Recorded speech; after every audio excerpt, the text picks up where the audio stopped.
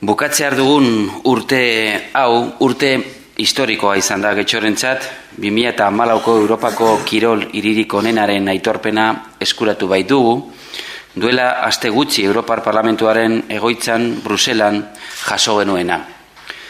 Urte honetan zehar, berri on asko iritsi zaizkigu gure herriko kirol elkarteen eskutik, eta lan hori koordinatzen duen udal erakundearen aldetik, Getxo Kirolak alegia.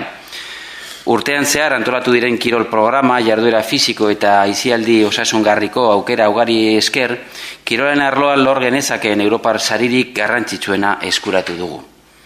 Eta orain urtea amaitzear dagoela, denboraldia ixteko, zer hobeto Itziar López de Uralde memorialaren 31. edizioa aurkestea baino, lasterketa herrikoien egutegian tradizio gehien duen probetako bat, gure kirol klubek eta elkarteek egiten duten ahalegin handiaren adibide argia ere badena.